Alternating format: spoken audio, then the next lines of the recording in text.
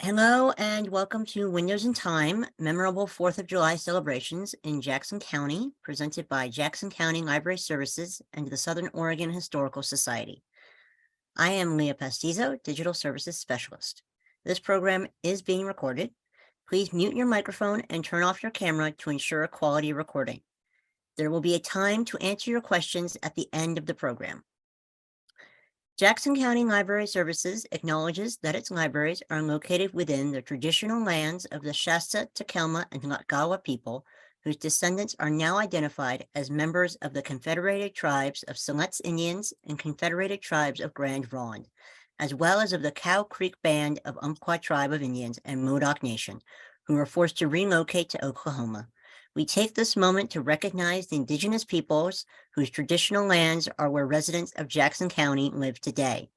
JCLS is committed to fostering understanding, deep respect, and honor for indigenous people, and we encourage you to learn more about the land you reside on. For more information, go to jcls.org/land. The views and opinions expressed in this program are those of the presenter and do not necessarily reflect the official policy or position of Jackson County Library Services. Today's presenter is Peter Finkle. Peter Finkle is the founder of walkashland.com, the premier website about life in Ashland, Oregon. It is filled with photo essays about Ashland history, art, neighborhood gardens, holidays, trees of the year, and more. Peter leads Ashland history and art walking tours, as well as speaking to local community groups. He also writes for Ashland News, Ashland Living Magazine, and other publications. And now here's Peter Finkle. Well, good afternoon, everybody. Thank you so much for coming. I'm used to walking around, but we are also on camera. I am on camera, rather. And so we have some audience. Welcome to the audience who are visiting from your homes through Zoom. And I'm going to be talking about 4th of July celebrations going all the way back to 1854. And I know some of you are old timers, but I don't think anybody is quite that much of an old timer here. So a couple things you're going to learn about. Who were the Calathumpians who kept showing up at Jackson County 4th of July parades in the late 1800s and early 1900s? Why did 8,000 people leave the 1900 Medford 4th of July celebration disappointed? What year was the biggest bash in Ashland's history? And what has changed in terms of our traditions, and what has stayed the same through the last 150 years? So we'll be learning about those and a lot more, and I'll have 30 photos or so to go along to make it more interesting for you. So first, I want to thank the Jackson County Libraries and the Southern Oregon Historical Society for making it possible for me to be here and share this information with you. So as Leah mentioned, the land acknowledgement, I want to start with so we're talking 1854, right? The first 4th of July celebration that I have been able to find in Jackson County. But let's take a slightly bigger perspective for a moment. We have had, if you figure 25 years for a generation, we've had about 7 generations of Americans since the pioneers living and still living, currently living in Jackson County. That sounds like a lot, right? But to put it in that bigger perspective, the native people who lived here have been in Jackson County approximately 10,000 years or more. So if you figure that 25 years per generation, that would be 400 generations. 7 doesn't seem like very much in that perspective. You know, it's just it's natural for us as humans to get involved in our personal dramas, our day-to-day busyness. And so part of what I want to do here is help us just get some new ways of looking at which traditions have endured here in Jackson County, and some of the traditions that were popular once upon a time and are gone now. Okay, we're going to do some time travel. You can say we're hopping in the time machine. We're going to get out in 1954.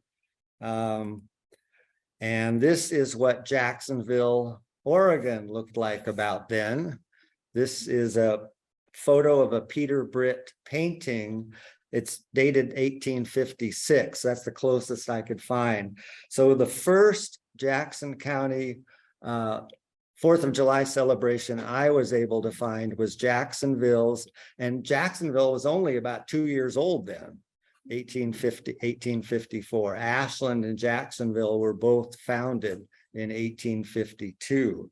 So here's a story that's told by Thomas Fletcher Royal, describing the 1854 celebration. He wrote, the first celebration of the 4th of July for the Sunday schools occurred on Independence Day, 1854. Early that morning, the 5 Sunday schools of the county met in the streets of Jacksonville, formed a procession, and marched with the citizens to Heber Grove with waving banners under the stars and stripes. Addresses were delivered by S.H. Taylor Esquire, Reverend Dr. Kenny of New Orleans, and others. Mr. Kenny, in the course of his remarks, said, quote, "This celebration compares favorably with the best I have seen back home." And that one I'm questionable about that, with 5 Sunday school classes putting on the parade, but he wanted to make the citizens feel good, I guess. So the people cheered, sang enthusiastic, patriotic songs, and ended the day with a big barbecue dinner. You're going to hear that theme of the barbecue dinners popping up again. So the Jacksonville, I did find an early parade photos, not as early as 1854, but this is a Peter Britt photo from Jacksonville parade in 1872. And Main Street in Jacksonville doesn't look all that different today than it did in 1872, though the parade does. Okay, so let's travel 22 years ahead in time to 1874 Ashland. Population of Ashland was about 500 people at the time. And this story is the story with a bit of humor to it, because I promised you some humor. And it's told by C.B. Watson in 1924, looking back to at the 1874 celebration when he was a young man. And so here's a photo of Ashland in the Ashland Plaza in 1875. The buildings were still made of wood. That was before the 1879 fire that burned a lot of those wood buildings. They were rebuilt with the brick buildings that we see in Ashland Plaza today. The plaza was dirt, and you're going to hear what effect that had in a moment. So C.B. Watson is telling this story. There was a fine flagpole and a brand new flag. So people were proud of that. A crowd of young men had gathered a dozen horns and formed an impromptu brass band. They engaged Papa John Schmidt of Jacksonville to lead them. For a week or so before the tooting of horn, for a week or so before the 4th of July, the tooting of horns from this little band vied with the singing of the frogs that had taken possession of the puddle occupying the middle of the plaza. So that's what happens with a dirt road, when the dirt plaza when it rains, right? But on the 4th of July, this little band led by Papa Schmidt at the head, dressed up in his brand new uniform, marched around, and they played the Star Spangled Banner. So C.B. Watson was the orator. This was before there were any parks in Ashland, so the events took place in the plaza. C.B. Watson was the orator for the day. Here's a picture of him as a young man, as he would have been in 1874. And he wrote, quote, "As the orator of the day, my first experience in that line, I nervously fell in at the place designated for me. I had made careful notes for my speech. I fancied I had a fine speech. After the singing of songs, the tooting of horns, and other demonstrations that my audience thought it proper to indulge in, I was introduced, and amid the usual clapping of the hands, I got on my feet, laid my notes on the shelf before me, and proceeded to pour a glass of water, which I felt I needed. While I was doing that, there came a little whirlwind that picked up my notes and playfully carried them up into the treetops. For a moment, I was nonplussed, but gathering myself together and pointing at them up on the treetops, I seriously said, well, there goes my speech. I knew its soaring properties, but I hadn't expected it to wait for me. However, I launched forth, and I was congratulated afterward to my satisfaction. Okay, so after the speechifying and this the little parade of the tooting horns, there was a barbecue, right? Told you you'd get another barbecue. And there was a dance which carried people into the wee hours of the morning. So here's another interesting perspective for you. You know how much we sometimes talk about and certainly feel, I think, in our own lives, how much the world has changed in the last 20 or 30 years, right? We have the internet, didn't exist before. We have these little things we carry around that are multi-purpose tools, right? Phone, the whole world is in your pocket. We have social media. We there's so much change. And yet, so listen to what C.B. Watson says in 1924, talking back about this 1874 4th of July celebration.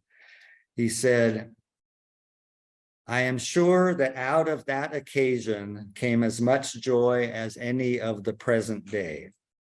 Back then, there was no railroad, no electric lights, no telephones, no radios, no automobiles, no typewriters or paved highways, but we did not miss them. Our patriotism and love of country was just as strong and ardent as it is now.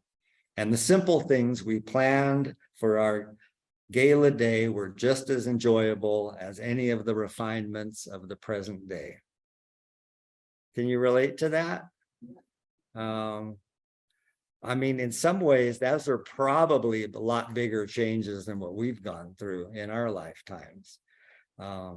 So towards the end of the talk, I'm going to tell you a couple of stories about the bicentennial 4th of July celebrations, which would have been what year? 1976, right? So I'm going to tell you one short story about the centennial celebration in 1876. This is from Ashland. So at the time, the US had 38 states in 1876. And according to the Ashland Tidings newspaper, quote, at early dawn, the sleepers of our little village were aroused by the patriotic clangor of bells, which was followed at sunrise by a national salute of 38 guns. 1876, Ashland's had a parade. Began at 9 a.m., followed by Miss Kate Thornton reading the Declaration of Independence. For those who liked food, the feature of the day was a big community barbecue at dinner time. And the Ashland Tidings estimated 1,200 people attended. And at this time, 1876, Ashland's population was in the range of 500 to 600 people. So again, they drew people from other towns around the county. So I want to talk. So here's a little something about ways our parade has both changed and stayed the same. Ever since the early 1900s, we as Americans have had a love affair with the automobile, right? So here is 1911 Ashland Parade, and these cars they're right on Main Street. They are decorated with flowers and greenery. And let's hop ahead quite a century. Here's the 2009 Ashland Parade. The Queen of Guanajuato, which is the Mexican town city that's Ashland's sister city, is riding in one of those classic Cadillacs with the big fins. But many of remember C.B. Watson said there were no automobiles, right? Back in the late 1800s. But there were something new, which was the bicycle. And so here's a quote from the Jacksonville newspaper in 1893. There will be a number of interesting bicycle races in Jacksonville on the 1893 4th of July, which will be participated in by riders from every portion of Southern Oregon who will appear in the procession in the parade on that day. So we had the bicycles, and they got replaced by the automobiles, of course, when they came along. Okay, let's go to probably the first really big 4th of July celebration in our county, which was 1900 in Medford. And I want to thank Ben Truey at the Southern Oregon Historical Society for alerting me to this gem from the newspaper archives. This is the headlines from the Medford Mail newspaper in 1900, July 6, 1900. Largest crowd in attendance that ever congregated in the county. The entertainment was hardly adequate for the size of the crowd. The non-ascension of the balloon was a great disappointment to all. Okay, before we get to the disappointment, though, I want to tell you a little bit about the parade. So the newspaper said Medford's 4th of July celebration was a success so far as the crowd was concerned. Estimated 6,000 to 8,000 people. Sheriff Orm, who has undoubtedly attended every large gathering held in the valley for the last 30 years, declares the one here Wednesday to be the largest ever congregated upon any occasion. Okay, they like to boast about the newspapers like to boast about their towns, of course. There were people here from all parts of the valley. There were people here from the mountain homes, from homes beyond the mountains, and from those even many miles into California. Okay, 1900, it was a lot harder to get from California over the Siskiyou Mountains to Medford than it is today. There was no Interstate 5. There was a train, though. There was a train. And then the Medford Mail went on.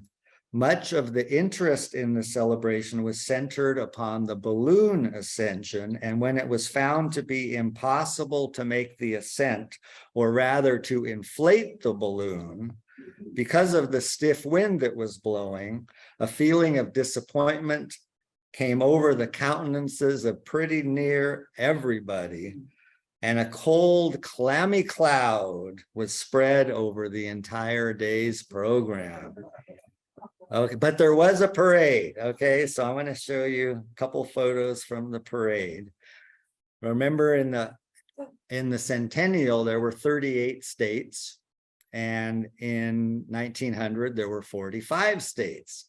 So this is a float from the Medford parade showing 45 girls dressed in white holding 45 flags representing the 45 states of the country. The mayor led the parade. And then we also had, in addition to the girls, the Angel of Peace on a float. This lady was representing the Angel of Peace. There were the GAR boys in uniform. Who knows what the GAR was? Wow, okay, we've got some historians here in the room. The Grand Army of the Republic was the very active organization of the Union Army Civil War veterans, and like the VFW and other organizations are now. So, okay, the balloon ascension was going to take place at 2 o'clock, led by Professor Nelson and his assistant, Professor Merritt. They didn't do it, as you know now.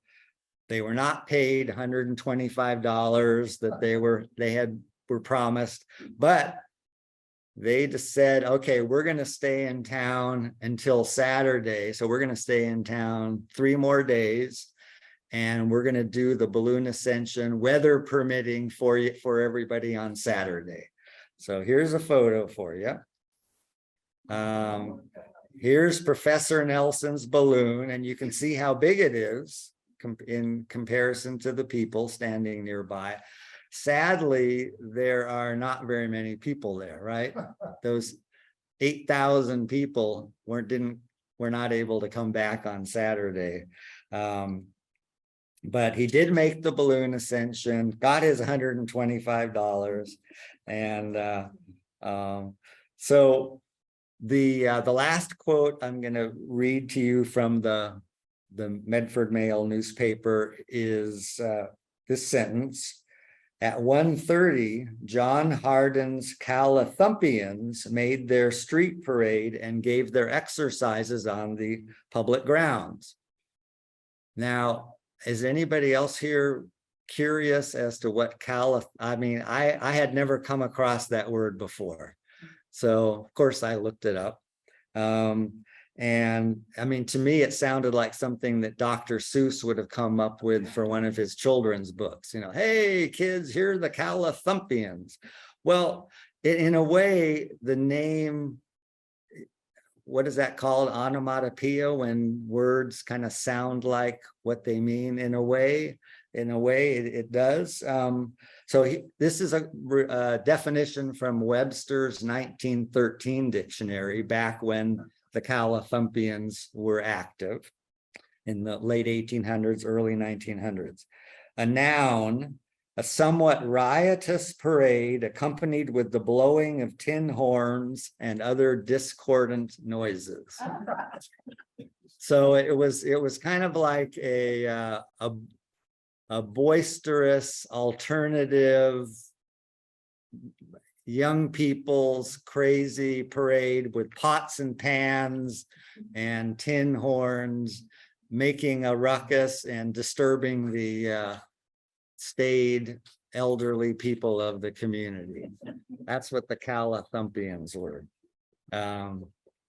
Okay, so we're just going to go 1 year in our time machine to 1901, and we're going 12 miles from Medford to Gold Hill. Now in Medford was still pretty small in 1900, but Gold Hill only had 385 residents. But they wanted to make a splash in 1901. So I turn again to the Medford Mail newspaper, June of 1901, quote, "The citizens of the little city of Gold Hill are sparing no expense to entertain the large crowd which is expected to be there. At a great expense, they have induced Chas Vosmer, the world-renowned balloonist, who was employed by the US government during the late Spanish-American War, to give one of his wonderful balloon ascensions, followed by a parachute jump." So this Charles Vosmer actually traveled around the United States, and he would go up in the balloon and then jump out of the balloon in a parachute to entertain the crowd. And then people would follow the balloon until it came down eventually. So Gold Hill was going for the crowd, and he actually did it on the 4th of July, unlike Professor Nelson the year before in Medford. And then the other things that Gold Hill had to offer, sorry, I don't have a photo for this one, but the other things Gold Hill had to offer were sports of various kinds, including horse racing and a swimming contest. There was good music furnished by the Gold Hill Band and a large pavilion for dancing. And the newspaper said, "Those who are so inclined may indulge in the pleasure of the terpsichore." Anybody know what terpsichore is? Dancing, right? Old-fashioned word for dancing. Okay, so now let's scoot forward a decade to Medford's 1911 4th of July celebration. It began on July 3 with a 50-mile auto race and a baseball game. And you'll find out that baseball games during this time period kept reoccurring as part of the 4th of July. The newspaper recorded that all of the trains arriving in the city today were heavily laden with pleasure seekers, people coming into town on the train from nearby towns to attend the 3rd and the 4th.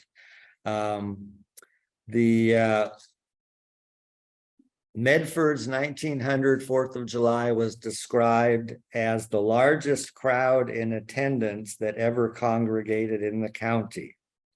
Okay.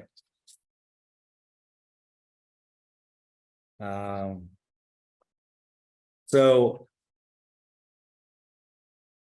we talked about, what was it? Oh yeah, 6,000 to 8,000 people in 1900 in Medford, 11,000 people, no, 10,000, sorry, 10,000 people in 1911 in Medford. So the next one to top that is going to be Ashland in 1916, but here's a couple parade photos from the 1911 Medford Parade on East Main Street. In this one, you can see some of the floats down the middle of the street. And in this one, you can see the horse riders and a brass band, right, just about in the middle of the photo. One of the, back when the bands were smaller, like 10 to 20 people in the bands. Okay, so everybody, the different towns, we talked about Gold Hill trying to compete with Medford, and then Ashland was trying to top everybody in 1916. And so this headline from the Ashland Tidings said, 30,000 people on July 4th, 3 days attendance over 50,000. And even to this day, here we are in 2023, this is still the biggest bash that ever took place in the city of Ashland.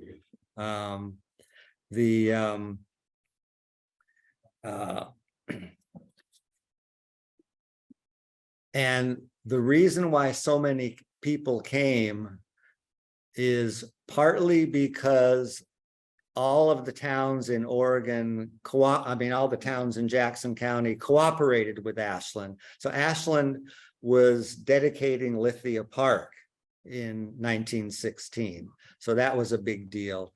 And Ashland was trying to promote Lithia water. How many people here have tasted the Lithia water? Oh, it's delicious, right? Well, okay, so it's not, but it's good. It's supposed to be good for you. And so Ashland was trying to promote the Lithia water and turn Ashland into a spa community in 1916. So the way they got all the towns to cooperate is 4th of July in Ashland 1916 was a 3-day 4th of July. July 4, 5, and 6. So July 4 was Ashland Day. July 5 was Medford Day. And July 6 was Grants Pass and Klamath Falls Day. So everybody was and there were 4 city bands from different towns who all played in Lithia Park during those 3 days. Southern Pacific Railroad helped to promote the 1916 Ashland 4th of July, all the way from San Francisco to the south up to Portland to the north. And they had special trains running to bring people into Ashland. So those are some of the reasons why there were so many people in Ashland. So there was so much going on during those 3 days. I'm just going to give you a really quick overview along with some fun photos to give you a sense of how much it was. Okay. There were 3 days of parades. So yesterday there was a nice big parade in Ashland, but there was a parade on July 4th, parade on July 5th, and a parade on July 6th. This is the float from the Women's Auxiliary Group in Ashland that won the first place in the July 4th parade with those beautiful white horses. Okay, there were 3 days of rodeos. We don't have that anymore. July 4th, July 5th, July 6th, about 10,000 people each day going to the rodeo in the afternoon, parade in the morning, rodeo in the afternoon. This is local Cowboy Ray Murphy, who won the relay race in the Rogue Roundup Rodeo. Okay, there were 3 days of concerts in Lithia Park with those 4 different city bands participating. 3 days of fireworks, July 4, 5, and 6. 3 days of baseball games. Baseball games are back. 3 days of continuous performances of vaudeville and motion pictures at the old Vining Theater on Main Street, which is no longer there. There were 3 days of water play and water sports at the Helman Sulphur Baths. This is what they looked like in 1910. There is a small part of that building. The pool is still there, but it's covered. Here's what the inside looked like back in 1910.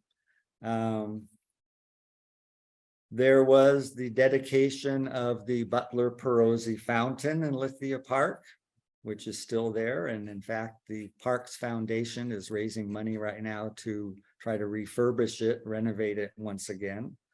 There was the dedication of Lithia Park. There was a baby show on July the 6th at the Elks Club. And there's more. There were 3 mineral water gazebos. So in the front here is a photo of the Butler Perozzi Fountain. And then if you look just behind the fountain to the right and to the left are 2 of the 3 mineral water gazebos. So one had Lithia water piped in, one had soda water piped in, and one had white sulfur water piped in. So you could just go and taste to your heart's content. There was dancing past midnight. So if you could make it through 12 hours of activities, going to the parade, going to the rodeo, and everything else in between, you could go dancing until 1 or 2 in the morning at 2 different dance halls. One dance hall was here at the Ashland Natatorium, which was on A Street where the Ashland Food Co-op is now. And it was a huge hall with two pools that were fed by mineral springs right there at the building, at the site.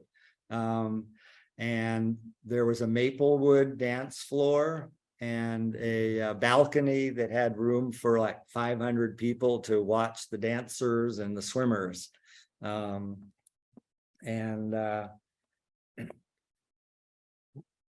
There was also a dance at the bungalow, which was conveniently located in Lithia Park.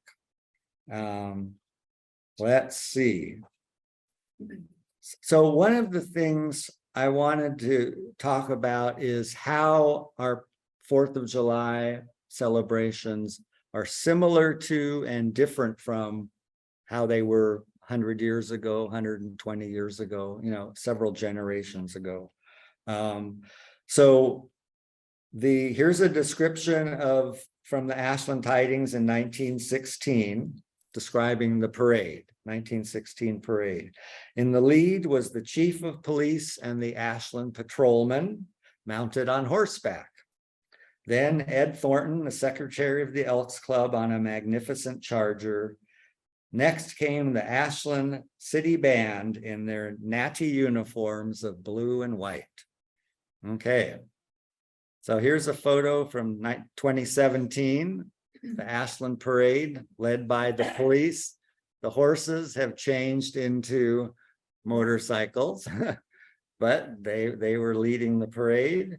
And then came the color guard, and then the Ashland City Band in their natty uniforms.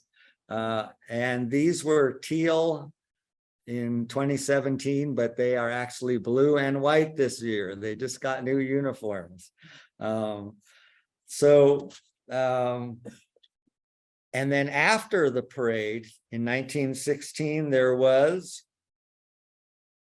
the city band played in Lithia Park. This is the original bandstand that was built for the opening of Lithia Park in 1916.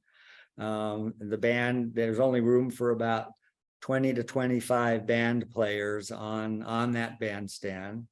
And the tradition continues.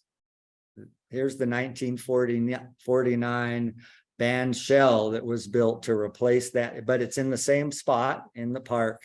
And people still gather to hear the city band on the 4th of July. And I would add, if any of you enjoy band music, Thursday evenings at 7 p.m.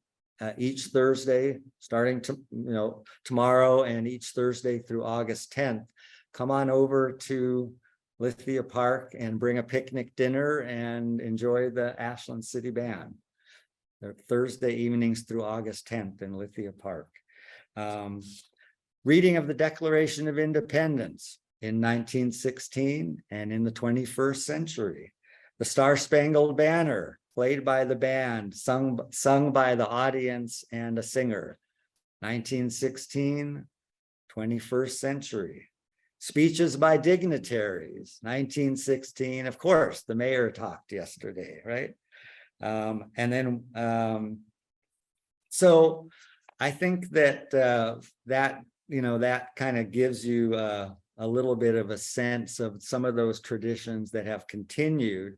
I'm just going to touch on a couple that have changed. This is, I know you can't read this very clearly. This is an ad for the 1938 program in Ashland. It says 8:30 a.m. tennis in Lithia Park on the 4th of July. 9:30 a.m. the Kiddies Soapbox Derby. And then 2:30 baseball, Hilt versus Ashland. 7 p.m. the Bathing Beauty Contest. Well, there's another tradition that hasn't continued, right? 8 p.m., Mark Lillard's wrestling matches. No, I don't think we've got wrestling matches going on. But this caught my eye. Mark Lillard's wrestling card, the head of main event was Dude Chick versus Ted Christie. But then the earlier event was Clara Mortensen, world champion female wrestler, versus Senorita Martinez. Is that interesting, right? And I looked them up, and sure enough, Clara Mortensen wrestled for a number of years all around the United States. She often wrestled the same people, so I'm guessing that it was a little bit more like the Hulk Hogan style wrestling than, you know, high school, college, and Olympic wrestling. But still, it was serious female wrestling. There was actually a video of her online from the 30s. So just to give a shout out to local wrestlers today. How many people here knew that the Southern Oregon University women's wrestling team won the national championship? Yes. Yeah, in 2023, our local college team won the national championship. So, okay, so let's close up with 3 humorous stories. We're coming to the bicentennial now, right? 1976. This is Central Point. The Central Point parade in 1976 honored town's pioneer families. And anybody here from Central Point or familiar with? Okay, so see if you can catch some of these names. The newspaper wrote, in the parade, carload after carload of people went by labeled with the names of families that have become bywords in the community. Beal, or Beal. Beal, there's a Beal Lane, right? Ross, Yeah. There's a Ross Lane. Houston, Huston, and others such as Lever and Scott. These were all pioneer families with whose descendants are still in the valley. And the parade marshal was the 17-year Central Point police officer, Sergeant James Corliss, who had retired that year in 1976. Okay, so that brings me to this photo. What could be more patriotic than a world record sized giant lollipop? Okay, that's what this is. This is called an all-year sucker. And the describing this photo, the newspaper said, eager children wait anxiously for a lick of the gigantic lollipop exhibited by the Central Point Assembly of God Church at the city's 4th of July festivities. It was 32.5 inches wide, 37 inches long, with an axe handle for the stick. Apparently later it was broken up into small pieces for the kids to indulge in. And I don't know if any of you have been here long enough. It was made by Mr. Candy Maker's Ice Cream Parlor. I assume that was a Central Point business. Okay, but here's another 1976. Eagle Point was not to be outdone by Central Point. Okay, here's another possible world record. I'll tell you what it is in a minute, but you can see it's even bigger than that lollipop because it's like almost as big as the woman on the float. The young people at the Assembly of God Church in Eagle Point think their popcorn ball may set a world record. Ingredients included 164 pounds of unpopped popcorn, a lot of pounds, 150 pounds of sugar, 8 gallons of syrup, 8 gallons of water, and red and blue food coloring. So they didn't say anything about breaking this one up for the kids to get into, but so my closing humorous story, I don't have a photo to go through, but I think you will be able to picture it based on the words, okay? This is from the Medford Mail Tribune, June 18, 1923. The headline was, "Don't carry torpedoes in the hip pocket." Quote, Bobby Short, age 9 years, was the first victim of the 1923 4th of July bombardment last Saturday while playing with a number of other boys on South Central Avenue. Bobby carried a handful of what are known in juvenile circles as giant torpedoes in his back hip pocket. He stooped over. Richard Allen, a playmate, playfully slapped him across the hip pocket with a pine board. There was a loud concussion, and Master Short emerged from the detonation with his trousers ablaze. The rest of the crowd was thunderstruck by the turn of events and offered no assistance as the incipient blaze gained headway. However, a lady attracted by the noise came out on her front porch and rushed to the rescue. She sat Bobby down in a freshly sprinkled lawn and then sent him home slightly sobered by the celebration. So just remember that. Don't carry fireworks in your back pocket if you have playmates who like to might be hitting you with a pine board. Yeah, so this is just a reminder of where we were in 1900, 123 years ago at the Medford Parade. And I'm gonna just mention that if anyone here enjoys Ashland history in particular, I write full-time about Ashland, and that's my website, walkashland.com. And I have lots of history. I write about art, and I also, as mentioned, I also I lead walking tours. If you'd like to join me for a walking tour, you can get the schedule on my website of the walking tours.